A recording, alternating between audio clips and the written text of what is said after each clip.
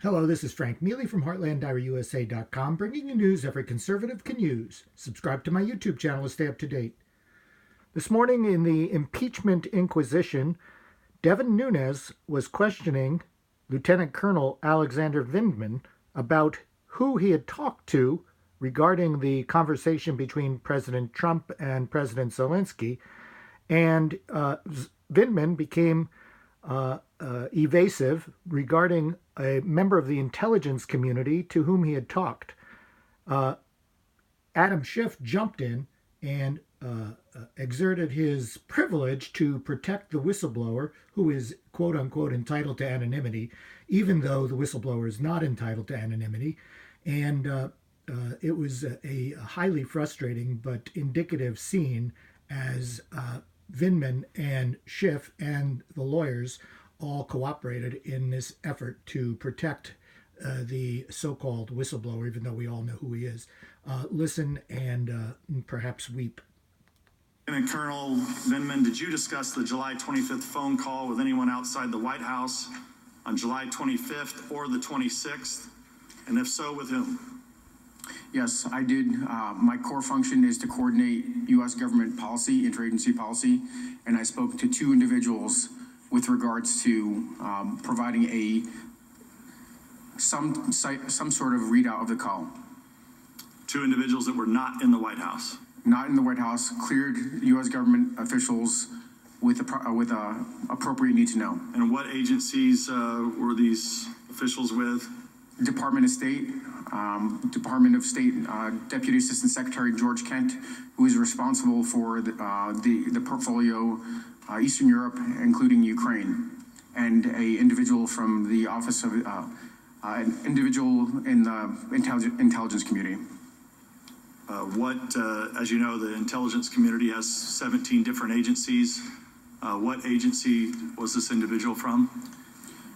If I could interject here, we don't want to use these proceedings. It's our time, I know, Mr. Chair. but we need to protect the whistleblower. Please stop. I want to make sure that there's no effort to out the whistleblower through the use of these proceedings.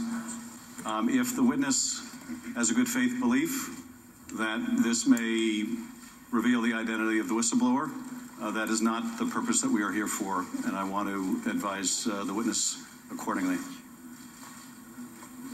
Mr. Vindman, you testified in your deposition that you did not know the whistleblower. Ranking member, it's Lieutenant Colonel Vindman, please. Lieutenant Colonel Vindman, you testified in the deposition that you did not know who the whistleblower was or is. I do not know who the whistleblower is. That is. Well, how is it possible for you to name these people and then out the whistleblower? Per the advice of my counsel, I've been advised not to answer specific questions about members of the intelligence community. Are you aware that this is the Intelligence Committee that's conducting an impeachment hearing? Of course I am. Wouldn't the appropriate place for you to come to testify would be the Intelligence Committee about someone within the intelligence community? Ranking member, per the advice of my counsel and the instructions from the chairman, I've been advised not to provide any specifics on who I have spoken to inside the intelligence community. What I can offer is that these were properly cleared individuals, or was a properly cleared individual with a need to know. Well, this is, you can plead the fifth, but you're here to answer questions and you're here under subpoena. So you can either answer the question or you can plead the fifth. Excuse me. On behalf of my client, we are following the rule of the committee, the rule of the chair with regard to this issue. And this does not call for an answer that is invoking the fifth or any theoretical issue like that. We're following the ruling of the chair. Counselor, what ruling is that? If I could interject, counsel is correct.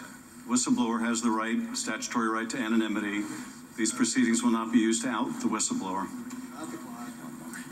And I've advised my client accordingly, and he's going to follow the ruling of the chair. If there's a alternative, or you want to work something out with the chair, that's up to you, Mr. Nunes. Well, we've attempted to subpoena the whistleblower to sit for a deposition. The chair has tabled that motion and then has been unwilling to recognize those motions over the last few days of this impeachment inquisition process. Well, that I'll go to Mr. Castro.